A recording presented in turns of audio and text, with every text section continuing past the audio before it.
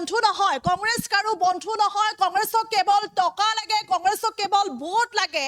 কংগ্ৰেছে মানুহক কেৱল প্ৰবঞ্চনা কৰিছে। কংগ্ৰেছ মিয়া মুছলমানেই হওক বা অসমীয়াই হওক বা বঙালীয়ে হওক বা হিন্দী ভাষী হওক, কাৰো বন্ধু নহয়। ডাঙৰ মন্তব্য কৰিছে ৰাজ্যৰ মুখ্যমন্ত্ৰীগৰাকীয়ে। আৰু ৰাজ্যৰ বিভিন্ন প্ৰান্তত ইতিমধ্যে উচ্ছেদ চলি আছে, কিন্তু কংগ্ৰেছে কাৰো কেতিয়াও খবৰ ল'ব যোৱা নাই বা গৌৰৱ গগৈক দেখিবলৈ পোৱা নাই যে কেতিয়াবা কাৰোবাৰ ওচৰলৈ গৈছে, বিস্কুট এপেকেট লৈ হ'লেও গৌৰৱ গগৈক খবৰ ল'বলৈ গৈছে। কোনো কেতিয়াও এই দৃশ্য দেখিবলৈ পোৱা নাই। মুখ্যমন্ত্ৰীগৰাকীয়ে এইদৰে ডাঙৰ মন্তব্য কৰা দেখিবলৈ পোৱা গৈছে, বিস্ফোৰক মন্তব্য কৰিছে। পুনৰলৈ কৈছো, মানুহক কেৱল প্ৰবঞ্চনাহে কৰিছে কংগ্ৰেছে, মানুহক কেৱল প্ৰবঞ্চনাহে কৰিছে কংগ্ৰেছে। কংগ্ৰেছ কাৰো বন্ধু নহয়, কংগ্ৰেছ কাৰো বন্ধু হ'বই নোৱাৰে। কংগ্ৰেছক কেৱল ভোট লাগে, কংগ্ৰেছক কেৱল টকা লাগে। গতিকে কংগ্ৰেছ কাৰো বন্ধু নহয়।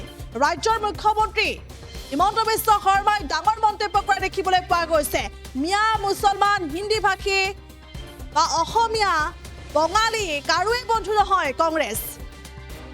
গতিকে উল্লেখ কৰিবলৈ গৈছে, কংগ্ৰেছৰ গোটেই নিৰ্বাচনটো অবৈধ বাংলাদেশীৰ ভোট। মুখ্যমন্ত্ৰীগৰাকীয়ে কৈছে কংগ্ৰেছৰ গোটেই নিৰ্বাচনটো অবৈধ বাংলাদেশীৰ ভোট। আৰু লগতে দুৰ্ভাগ্যৰ কথা, মিয়াসকললৈ মুখ্যমন্ত্ৰীগৰাকীৰ বেয়া লাগে বুলি কৈছে যে মিয়াসকলে কংগ্ৰেছক টকাও দিব লাগে, কিন্তু যেতিয়া বিপদত পৰে সেই সময়ছোৱাত কংগ্ৰেছৰ কোনো এজন লোকে তেওঁলোকক সহায় কৰিবলৈ নাহে। মিয়া মুছলমানক লৈ তেওঁৰ বেয়া লাগিছে বুলিও কৈছে। আৰু লগতে কৈছে বিজেপিক যিয়ে ভোট দিয়ে বা আমাক যিয়ে ভোট দিয়ে তেওঁলোকক আমি মৰম কৰোঁ। গতিকে এতিয়া ৰাজ্যৰ বিভিন্ন প্ৰান্তত সন্দেহজনক লোকৰ উচ্ছেদ চলি আছে, সন্দেহজনক মিয়াৰ উচ্ছেদ চলি আছে। গতিকে এই উচ্ছেদৰ ক্ষেত্ৰত কেতিয়াও গৌৰৱ গগৈক দেখিবলৈ পোৱা নাই খবৰ ল'বলৈ যোৱা, এপেকেট বিস্কুট লৈ যোৱা গৌৰৱ গগৈক দেখিবলৈ পোৱা নাই। মুখ্যমন্ত্ৰীগৰাকীয়ে ডাঙৰ মন্তব্য কৰা দেখিবলৈ পোৱা গৈছে।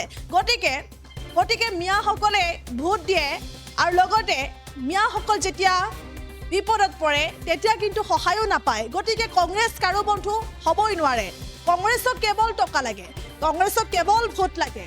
গতিকে মিয়া মুছলমান, বঙালীয়ে হওক, হিন্দী ভাষীয়ে হওক বা অসমীয়া, কাকোৱে কংগ্ৰেছে সহায় নকৰে বা কেৱল প্ৰবঞ্চনাহে কৰে মানুহক। কংগ্ৰেছ কাৰো বন্ধু হ'ব নোৱাৰে।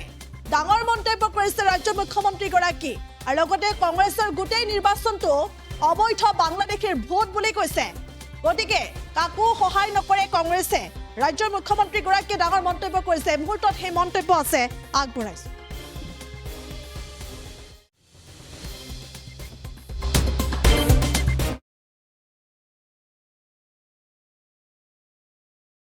আজি এটা কথা স্পষ্ট যে কংগ্ৰেছৰ গোটেই নিৰ্বাচনটো অবৈধ বাংলাদেশীৰ ভোট, এইটোৱে হ'ল তেওঁলোকৰ ভোট বেংক।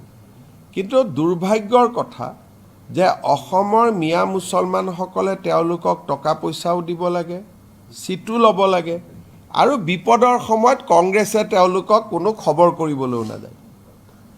আজি যিমানটা এভিকশ্যন হৈ আছে, ক'ৰবাত গৌৰৱ গগৈক যোৱা আপোনালোকে দেখিছে নেকি? আজি আমাৰ যদি ভোট বেংকত বা আমাক ভাল পোৱা মানুহৰ ঘৰত এভিকশ্যন হ'লহেঁতেন আমিতো গ'লোহেঁতেন। কিন্তু মোৰ সেইকাৰণে কেতিয়াবা মিয়া মুছলমানসকলৰ কাৰণে বেয়াও লাগে যে যাক ভোট দিওঁ তেওঁলোকেও তেওঁলোকক মৰম নকৰে। আজি বিজেপিয়েতো অন্ততঃ আমাক ভোট দিয়া মানুহখিনিক আমি মৰম কৰোঁ। আপোনালোকে চাওক, সদায় এভিকশ্যন হৈ আছে। কোনোবা এভিকশ্যনত গৌৰৱ গগৈক যোৱা দেখিছে নেকি? ঠিক আছে, এভিকশ্যনৰ সময়ত যোৱা নাই, পিছততো দুটা বিস্কুটৰ পেকেট দিব পাৰে। দেখিছে নেকি যোৱা? গতিকে এইটো মিয়া মুছলমানসকলে দুৰ্ভাগ্য এটাই লৈ আহিছে যে যাক ভোট দিম তেওঁ আমাক নাচায়। নহয়, কংগ্ৰেছৰ কথা হ'ল আমাক ভোট লাগে, টকা লাগে। আমাৰ মানুহৰ ওচৰততো কংগ্ৰেছ নাহেই।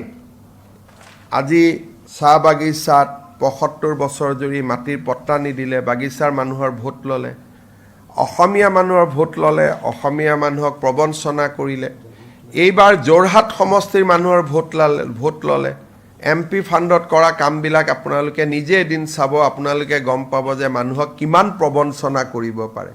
যোৱাকালি নে পৰহি আপোনালোকে দেখিছে যে বাকচত পৰামৰ্শ ল'লে আৰু পৰামৰ্শবিলাক তাতেই পেলাই থৈ গুচি আহিলে। গতিকে কংগ্ৰেছ কাৰো বন্ধু নহয়, মিয়া মুছলমানৰো নহয়, অসমীয়াৰো নহয়, বঙালীৰো নহয়, হিন্দী ভাষীৰো নহয়, চাহ বাগিচাৰো নহয়। তেওঁলোক খালি নিজৰ কাৰণে আছে। এনেকুৱা ক'ৰবাত নেতা দেখা পাইছে নেকি যাৰ পৰিয়ালৰ 3জনেই ফৰেনাৰ? যোনদিনাখন ৰাষ্ট্ৰীয় পতাকা ঘৰত স্বাধীনতা দিৱসৰ দিনা উত্তোলন কৰিব লাগে, তো তেওঁ অকলে উত্তোলন কৰি থাকিব, লগততো বাকীকেইজন ফৰেনাৰ্ছ থাকিব। গতিকে এইটো এটা অদ্ভুত পাৰ্টি, এইটো কৈ লাভ।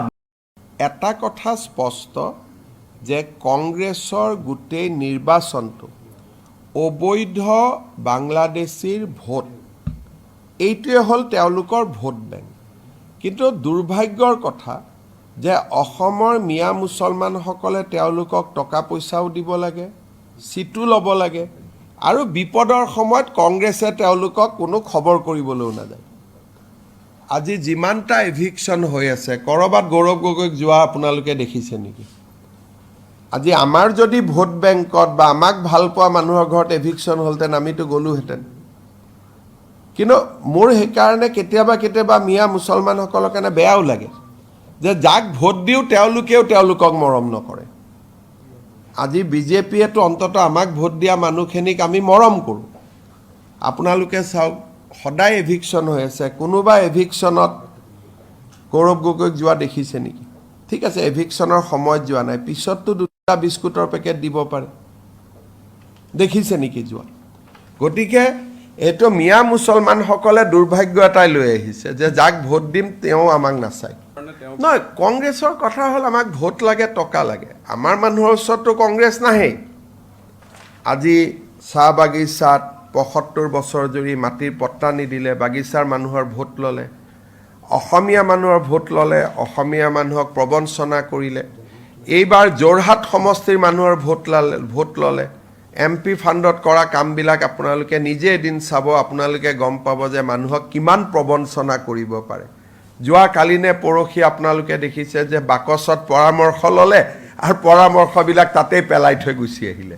গতিকে কংগ্ৰেছ কাৰো বন্ধু নহয়, মিয়া মুছলমানৰো নহয়, অসমীয়াৰো নহয়, বঙালীৰো নহয়, হিন্দী ভাষীৰো নহয়, চাহ বাগিচাৰো নহয়। তেওঁলোক খালি নিজৰ কাৰণে আছে। এনেকুৱা ক'ৰবাত নেতা দেখা পাইছে নেকি যাৰ পৰিয়ালৰ 3জনেই ফৰেনাৰ? যোনদিনাখন ৰাষ্ট্ৰীয় পতাকা ঘৰত স্বাধীনতা দিৱসৰ দিনা উত্তোলন কৰিব লাগে, তো তেওঁ অকলে উত্তোলন কৰি থাকিব।